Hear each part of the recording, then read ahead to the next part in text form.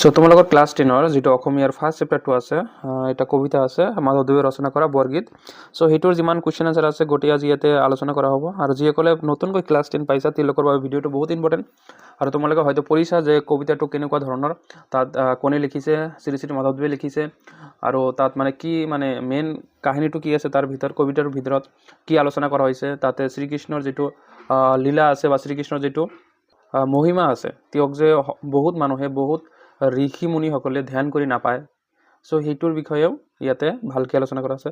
So বলা কুৱেশ্যনবিলাক আলোচনা কৰোঁ। তো ফাৰ্ষ্ট কুৱেশ্যনটো তোমালোকৰ কি আছে, যে ক নম্বৰ কুৱেশ্যনটো আছে, নেৰিবা বান্ধৱ মোক জীৱনে মৰণে, কবিয়ে জীৱনে মৰণে নেৰিবৰ বাবে কাক অনুৰোধ কৰিছে। ঠিক আছে, তো এইটো অবভিয়াছলি কি হ'ব, ভগৱান শ্ৰীকৃষ্ণক বা ভগৱান হৰিক কবিয়ে কি কৰিছে, অনুৰোধ কৰিছে যে মোক কেতিয়াও নেৰিবা। তাৰপিছত খ নম্বৰ কুৱেশ্যনটো হৈছে, হনক হনন্দ যোগী যাহাকো ধিয়াই, হনক হনন্দ আদি যোগীসকলে কাক ধ্যান কৰে বুলি কৈছে। সো এটি কাক ধ্যান কৰে, এইটো ভগৱান শ্ৰীকৃষ্ণক ধ্যান কৰে বুলি কৈছে। ঠিক আছে, ভগৱান শ্ৰীকৃষ্ণ বা ভগৱান হৰিক ধ্যান কৰে বুলি কৈছে। সো তোমালোকে লিখিলে হ'ব এটা। নেক্সট কুৱেশ্যনটো আছে, কবি কিহত আতুৰ হোৱা বুলি কৈছে। কবি সাংসাৰিক দুখ কষ্ট আৰু মায়া মোহত আতুৰ হোৱা বুলি কৈছে। ঠিক আছে, এইটো হ'ব এনচাৰটো। কোনোবাই ডাইৰেক্ট মায়া মোহত আতুৰ হোৱা বুলি কৈছে, সো এইটো হ'ব এনচাৰটো। ঠিক আছে, ডাইৰেক্ট লিখিলেও হ'ব। তাৰপিছত ঘ নম্বৰ কুৱেশ্যনটো আছে, তোমাৰ পাঠ্য বৰগীতটি কোনে ৰচনা কৰা। সো এইটোতো বৰগীতটো কোনে ৰচনা কৰিছে, মাধৱদেৱ হ'ব, শ্ৰী শ্ৰী মাধৱদেৱে ৰচনা কৰা। ঠিক আছে, তাৰপিছৰ কুৱেশ্যনটো আছে গ নম্বৰটো, বৰগীতটি কি ৰাগত বন্ধা। ঠিক আছে, এইটো বহুতবাৰ আহিছে কুৱেশ্যনটো, এইটো কি হ'ব, বসন্ত ৰাগত বন্ধা। ঠিক আছে, নেক্সট কুৱেশ্যনটো আছে, কবিয়ে বান্ধৱ বুলি কাক সম্বোধন কৰিছে। কবিয়ে বান্ধৱ বুলি ভগৱান শ্ৰীকৃষ্ণক বা ভগৱান হৰিক সম্বোধন কৰিছে। ঠিক আছে, তাৰপিছত 6 নম্বৰটো আছে, মোহ পাহ মানে কি। মোহ পাহ মানে হৈছে মায়েৰ বন্ধন। ঠিক আছে, তাৰপিছত এতিয়া আহিব তোমালোকৰ বৰ্ড কুৱেশ্যনবিলাক। সো বৰ্ড কুৱেশ্যনটো এইটো তোমালোকৰ যে ফাৰ্ষ্ট কুৱেশ্যনটো আছে 2 নম্বৰ কুৱেশ্যনটো আছে যে বৰগীতটিৰ মূল ভাৱ লিখা। বহুত ইম্পৰ্টেণ্ট হয় কুৱেশ্যনটো, তোমালোকে দেখিব পাৰা আগতে কুৱেশ্যনটো বহুতবাৰ আহিছে। সো সেইভাবে কুৱেশ্যনটো কি হয়, বহুত ইম্পৰ্টেণ্ট হয়। সো তোমালোকে এনচাৰটো চাই লোৱা কি হয় এনচাৰটো। সো কি আছে এনচাৰটো চাই লোৱা। মহাপুৰুষ মাধৱদেৱ ৰচনা কৰা এই বৰগীতটিত তেওঁৰ গভীৰ দাস্য ভক্তিৰ ভাৱ প্ৰকাশ কৰিছে বা ভাৱ প্ৰকাশ পাইছে। কবিয়ে ভগৱান হৰিৰ ওচৰত সম্পূৰ্ণ আত্মসমৰ্পণ কৰি জীৱন মৰণত তেওঁক এৰি নাযাবলৈ প্ৰাৰ্থনা কৰিছে। এইটো তোমালোকে ফাৰ্ষ্ট পেৰাগ্ৰাফত লিখিবা। তাৰপিছত ছেকেণ্ড পেৰাগ্ৰাফত কি আহিব, ভগৱানৰ মহিমা অসীম আৰু অনন্ত। হনক হনন্দৰ দৰে মহান যোগীসকলেও যাক ধ্যান কৰে সেই মহিমা সাধাৰণ মানুহৰ পক্ষে সম্পূৰ্ণৰূপে বুজা কঠিন। কবিয়ে সংসাৰৰ দুখ কষ্টত ক্লান্ত হৈ ভগৱানৰ চৰণত আশ্ৰয় বিচাৰিছে।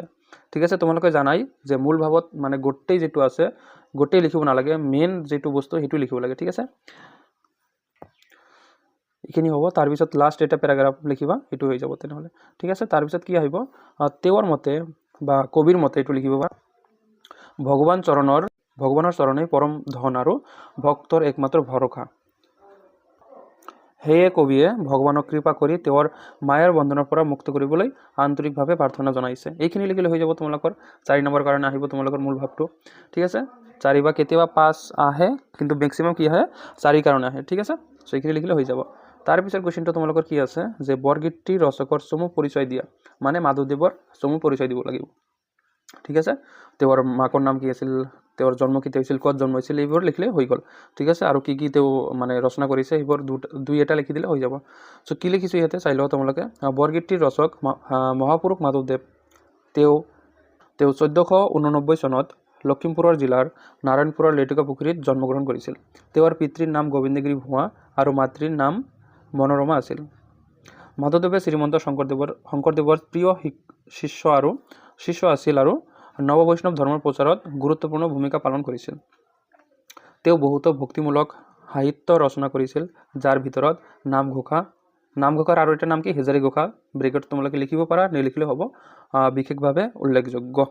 এইখিনি লিখিলে হৈ যাব। তো তোমালোকৰ এইটো বৰগীতৰ ৰচকৰ পৰিচয়টো এইটো অনলি 3 মাৰ্কছৰ কাৰণেহে, তাৰ বেছি নাহে, সেইকাৰণে এইখিনি লিখিলে হৈ যাব। তাৰপিছত তোমালোকৰ আহিব ব্যাখ্যা কৰা। সো বহুত ইম্পৰ্টেণ্ট হয় ব্যাখ্যা কৰাটো। এইটো 1 নম্বৰ যিটো তোমালোকৰ ক নম্বৰ যিটো ব্যাখ্যা কৰাটো আছে বহুত ইম্পৰ্টেণ্ট হয়। তোমালোকে বহুতবাৰ অহা দেখিব পাৰিবা এই কুৱেশ্যনটো। সো তোমালোকে জানাই অলৰেডি যে ব্যাখ্যা কৰাৰ যিটো প্ৰথম যিটো আমালোকৰ পেৰাগ্ৰাফ থাকে, সো এইটো কেনেকৈ লিখিব লাগে। সো ইয়াতে ফাৰ্ষ্ট যিটো পেৰাগ্ৰাফ আছে এইটো আমাক লিখিব লাগিব যে বাক্যশাৰী বা কবিতা ভাষী ক'ৰ পৰা লোৱা হৈছে আৰু কোনে ৰচনা কৰিছে চ' এইখিনি লিখিব লাগিব ঠিক আছে চ' ইয়াতে তোমালোকে অলপ ভালকৈ লিখিব লাগিব তোমালোকে ক্লাছ 9 ক্লাছ 8ত লিখি আহিছা যে উক্ত কবিতাফাঁকি আমাৰ পাঠ্যপুথিৰ অন্তৰ্গত ঠিক আছে এনেকৈ লিখিছিলোঁ আমি যে কবি অমুকৰ দ্বাৰা ৰচিত অমুক কবিতাৰ পৰা লোৱা হৈছে এনেকৈ লিখিছিলোঁ কিন্তু এতিয়া অলপ মানে ভালকৈ লিখিব লাগিব কিছুমানে সেইটো এলাউ নকৰে ঠিক আছে কিছুমান টিচাৰ আছে চ' সেইটো এলাউ নকৰে চ' এনেকৈ লিখিব লাগিব তোমালোকৰ কি লিখিম আমি উক্ত কবিতাফাঁকি আমাৰ পাঠ্যপুথি নহ'লে ইয়াতে তোমালোকে লিখিব পাৰা যে দশম শ্ৰেণীৰ পাঠ্যপুথি ঠিক আছে তাৰপিছত কি লিখিব পুথিটোৰ নাম লিখিব লাগিব মানে তোমালোকৰ যিটো কিতাপ আছে অসমীয়া সেইটো নাম লিখিব লাগিব চ' তোমালোকৰ কিতাপটোৰ নাম কি আছে অসমীয়া সাহিত্য চয়নিকাৰ অন্তৰ্গত শ্ৰী শ্ৰী মাধৱদেৱৰ দ্বাৰা ৰচনা কৰা বা ৰচিত বৰগীতটিৰ পৰা সংগ্ৰহ কৰা হৈছে বা লোৱা হৈছে ঠিক আছে এইখিনি হ'ব তোমালোকৰ ফাৰ্ষ্ট লাইনটো বা ফাৰ্ষ্ট পেৰাগ্ৰাফটো তাৰপিছত যে তোমালোকৰ ফাৰ্ষ্ট যেটো কি আছে তোমালোকৰ যেটো ব্যাখ্যা কৰিব দিছে ইয়াতে কি আছে সহস্ৰ বয়নে যাৰ নাপাবন্ত সীমা অধমে জানিব কেনে তোমাৰ মহিমা ঠিক আছে তো এইটোৰ দ্বাৰা কি বুজাব বিচাৰিছে হেতু এটা লাইনতে লিখিব লাগিব তাৰপিছত নেক্সট প্যাৰাগ্ৰাফটো বা নেক্সট লাইনটো ঠিক আছে এইটোৰ দ্বাৰা কি বিচাৰিছে কবিয়ে যে এই কবিতাফাঁকিৰ জৰিয়তে কবিয়ে ভগৱানৰ হৰিৰ অসীম মহিমাৰ বৰ্ণনা কৰিছে ঠিক আছে ভগৱানৰ যে মহিমা অসীম সো এইটো ইয়াতে বৰ্ণনা কৰিছে ঠিক আছে সো তাৰপিছত যেটো তোমালোকে মেইন ব্যাখ্যাটো আছে এইটো প্যাৰাগ্ৰাফ চেঞ্জ কৰি লিখিবা যে ভগৱানৰ মহিমা অসীম আৰু শেষ নাই তাৰপিছত কি কৈছে হিন্দু ধৰ্ম অনুসাৰে অনন্ত নগৰ হাজাৰখন মুখ আছে আৰু তেওঁ সদায় ভগৱানৰ গুণ গাই থাকে ঠিক আছে কিন্তু এতিয়ালৈকে তেওঁ গুণ গাই শেষ কৰিব পৰা নাই ঠিক আছে এইটো ইয়াতে এইটো ক'ব বিচাৰিছে যে হাজাৰখন মুখ দিয়ে এজনে কি কৰি থাকে সদায় ভগৱানৰ গুণ গাই থাকে কিন্তু এতিয়ালৈকে তেওঁ ভগৱানৰ গুণ গাই শেষ কৰিব পৰা নাই তেতিয়া তেওঁৰ দৰে এজন সাধাৰণ মানুহে কেনেকৈ বুজিব পাৰিব বা ইয়াতে তেওঁৰ মানে কবিৰ কথা কোৱা কবি বা আমাৰ দৰে সাধাৰণ মানুহে বুজিব পাৰিব এইটো ক'ব বিচাৰিছে তাৰপিছত আৰু হে কবিয়ে নিজক অধম বুলি কৈ নিজৰ নম্ৰতা প্ৰকাশ কৰিছে আৰু এইটো দ্বাৰা কি কৈছে যে সেই কাৰণে কবিয়ে নিজক অধম বুলি কৈছে আৰু নিজৰ নম্ৰতা প্ৰকাশ কৰিছে সো এইখিনি লিখিলে হৈ যাব কিছুমানে বেলেগকৈ লিখিলেও হৈ যাব অসুবিধা নাই তোমালোকৰ ঠিক আছে মেইন তোমালোকৰ ফাৰ্ষ্ট যেটো দুটা প্যাৰাগ্ৰাফ আছে এইটো ভালকৈ লিখিব লাগিব অলপ তাৰপিছতখিনি তোমালোকে নিজৰ মতে লিখিব পাৰা তাৰপিছত খ নম্বৰটো আছে আতুৰ ভৈলহ হৰি বিষয় বিকলে কৰিও উদ্ধাৰ মুখ চৰণৰ কমলে সো এইটো কোৱেশ্চনটো ইমান অহা দেখা নাই এতিয়ালৈকে মানে অহা নাই ঠিক আছে তোমালোকৰ যেটো মেট্ৰিক পৰীক্ষা আছে তাত অহা ইমান নাহে ঠিক আছে তথাপিও তোমালোকে লিখি লবা পঢ়ি লবা গ্যাৰান্টি নাই কেতিয়াবা আহি যাব পাৰে সো তোমালোকে এইটো যেটো ফাৰ্ষ্ট প্যাৰাগ্ৰাফ আছে এটা তোমালোকে জানাই কেনেকৈ লিখিব লাগিব যে উক্ত কবিতাফাঁকি আমাৰ পাঠ্যপুথিৰ অন্তৰ্গত সো আগত যেটো লিখিছে এটা সেমি হ'ব আৰু যেটো তোমালোকৰ সেকেন্ড প্যাৰাগ্ৰাফ আছে এইটো লিখিব লাগিব যে হেইটো কবিতাফাঁকিৰ দ্বাৰা কবিয়ে কি ক'ব বিচাৰিছে ঠিক আছে কি হ'ব এই কবিতাফাঁকিৰ জৰিয়তে কবি সংহাৰৰ দুখ কষ্ট আৰু মায়া মোহৰ পৰা মুক্তি লাভ কৰিবলৈ ভগৱানৰ ওচৰত আন্তৰিক প্ৰাৰ্থনা জনাইছে ঠিক আছে তাৰপিছত ব্যাখ্যাটো তোমালোকে লিখি দিবা ইয়াৰ পৰা কবিয়ে কৈছে যে তেওঁ সাংসাৰিক বিষয় বাখনাৰ বাবে অত্যন্ত কষ্ট পায় আতুৰ হৈ পৰিছে এই দুখ যন্ত্ৰণাৰ পৰা মুক্তি পাবলৈ তেওঁ ভগৱানৰ হৰিৰ পবিত্ৰ চৰণত আশ্ৰয় বিচাৰিছে আৰু উদ্ধাৰ কৰিবলৈ অনুৰোধ জনাইছে সো এইখিনি লিখিলে হৈ যাব ঠিক আছে তাৰপিছত যেটো আছে গ নম্বৰ কোৱেশ্চনটো আছে গ নম্বৰ তোমালোকৰ ব্যাখ্যা কৰা আছে তোমাৰ চৰণ দুই মোৰ মহাধন ভকত জনৰ নিজ তুমিহে জীৱন ঠিক আছে সো এইটো তোমালোকে সেম লিখিবা প্ৰথম যেটো প্যাৰাগ্ৰাফ আছে কৰ পৰা ল হৈছে সেম হ'ব এইটো আৰু যেটো তোমালোকৰ সেকেন্ড লাইনটো হ'ব এইটো কি হ'ব যে এই লাইনটোৰ দ্বাৰা কবিয়ে কি ক'ব বিচাৰিছে কি হ'ব ইয়াত কবিয়ে ভগৱানৰ চৰণ যুগলক ভক্তৰ বাবে আটাইতকৈ মহাধন সম্পদ বুলি কৈছে ঠিক আছে তোমালোকে ইয়াতেই দেখিব পাৰা তোমাৰ চৰণ দুই মোৰ মহাধন ঠিক আছে ইয়াতে কৈছে কথাটো তো এই কাৰণে এইটো ইয়াতে হ'ব তাৰপিছত যেটো আছে লাষ্ট প্যাৰাগ্ৰাফটো তোমালোকে এইটো এনেকৈ লিখিবা ভক্তসকলৰ বাবে ভগৱানেই সকলত তেওঁলোকৰ জীৱন শক্তি আৰু ভৰসা ভগৱানৰ ওপৰত নিৰ্ভৰ কৰিলেহে জীৱনত শান্তি আৰু মুক্তি পোৱা যায় সেইভাবে কবিয়ে ভগৱানক নিজৰ জীৱনৰ মূল আধাৰ বুলি গণ্য কৰিছে আৰু তেওঁৰ ওপৰত গভীৰ ভক্তি প্ৰকাশ কৰিছে ঠিক আছে তো এইখিনি আছিল তোমালোকৰ ব্যাখ্যা কৰা সো ব্যাখ্যা কৰাৰ ভিতৰত তোমালোকে যেটো ফাৰ্ষ্ট যেটো আছে ক নম্বৰটো এইটো বহুত ইম্পৰ্টেন্ট হয় এইটো ভালকৈ চাবা বাৰে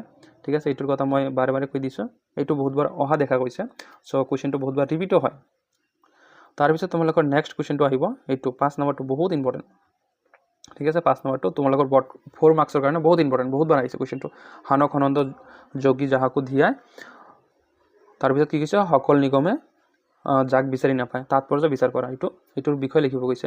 ঠিক আছে, হানকানন্দ যোগী যাহক ধিজায়। ঠিক আছে, ইয়াত কি কৈছে, ইয়াত একচুৱেলি কৈছে যে বহুতো যোগী ঋষিমুনিসকলে, মহান ঋষিমুনিসকলে ভগৱানক বহুতো ধ্যান কৰে, বহুতো তপস্যা কৰে, কিন্তু তথাপিও ভগৱানক বিচাৰি নাপায়। চ' এইটোই মেইন বস্তু ইয়াতে ক'ব বিচাৰিছে কবিয়ে। ঠিক আছে, চ' ব'লা তোমালোকক মই এনচাৰটো কৈ দিওঁ। চ' এইটো 4 মাৰ্কছৰ কাৰণে আহে কুৱেশ্যনটো। চ' ইয়াতে তোমালোক কি হ'ব, এনচাৰটো তোমালোকে এনেকৈ লিখিবা যে উক্ত কবিতাফাঁকিৰ জৰিয়তে কবিয়ে ভগৱানৰ শ্ৰীহৰিৰ অসীম মহিমা প্ৰকাশ কৰিছে। তাৰপিছত কি কৈছে, সনক আৰু সনন্দৰ দৰে ডাঙৰ জ্ঞানী যোগীসকলে বহু ধ্যান কৰাৰ পাছতো ভগৱানৰ সম্পূৰ্ণ স্বৰূপ বুজি নাপায়। তেনেদৰে বেদ উপনিষদ আদি শাস্ত্ৰসমূহেও ভগৱানৰ সীমা শেষ বিচাৰি পোৱা নাই। ঠিক আছে, কি কৈছে ইয়াতে যে তেনেদৰে বেদ উপনিষদ আদি শাস্ত্ৰসমূহেও ভগৱানৰ সীমা বা শেষ বিচাৰি পোৱা নাই। ইয়াৰ অৰ্থ হৈছে ভগৱানৰ অসীম আৰু মানুহৰ বুদ্ধিৰে তেওঁক সম্পূৰ্ণৰূপে বুজিব নোৱাৰি। সেয়েহে কেৱল জ্ঞান নহয়, ভগৱানক পাবলৈ ভক্তি আৰু বিশ্বাস অতি প্ৰয়োজন। এইদৰে কবিয়ে ভগৱানক মহত্ব আৰু মানুহৰ সীমাবদ্ধতা সহজভাৱে প্ৰকাশ কৰিছে। চ' এইখিনি লিখিলে হৈ যাব। কিছুমানে আৰু অলপ বেছিকৈ লিখে, চ' তোমালোকে এইখিনি লিখিবা, কাৰণ কুৱেশ্যনটো 4 মাৰ্কছৰ কাৰণে আহে। মই ভাবোঁ এইখিনি লিখিলে হৈ যাব। ঠিক আছে, তাৰপিছত তোমালোকৰ যিটো লাষ্ট 6 নম্বৰ কুৱেশ্যনটো আছে, বহুত ইম্পৰ্টেণ্ট হয় এইটো, যে বৰগীতৰ 4টা লক্ষণ লিখা, বৰগীতৰ 2টা লক্ষণ লিখা। প্ৰতিবাৰ কুৱেশ্যনটো আহি থাকে, কেতিয়াবা 4টা, কেতিয়াবা 2টা, চ' আহিবই। ঠিক আছে, চ' কি কৈছে, বৰগীতৰ লক্ষণবোৰ লিখিব কৈছে। তো ফাৰ্ষ্ট লক্ষণটো কি হ'ব, বৰগীতসমূহ শাস্ত্ৰীয় ৰাগ তালযুক্ত গীত। খ নম্বৰটো হ'ব বৰগীতসমূহ ব্ৰজাৱলী ভাষাত ৰচিত। তাৰপিছত এইটো তোমালোকৰ শ্বৰ্ট কুৱেশ্যনটো আহে কেতিয়াবা, যে বৰগীতসমূহ কি ভাষাত ৰচিত। ঠিক আছে, এইটো কি হ'ব, ব্ৰজাৱলী ভাষাত ৰচিত। গ নম্বৰটো হ'ব বৰগীতসমূহ ঘাইকৈ শিশু কৃষ্ণৰ লীলা বিষয়ক। আৰু ঘ নম্বৰটো বৰগীতসমূহ হ'ল ভক্তিমূলক তথা ঈশ্বৰৰ মাহাত্ম্য প্ৰকাশক। চ' এইখিনি আছিল তোমালোকৰ কিতাপৰ কুৱেশ্যন। চ' ইয়াতে গোটেই আলোচনা কৰা হৈছে। আৰু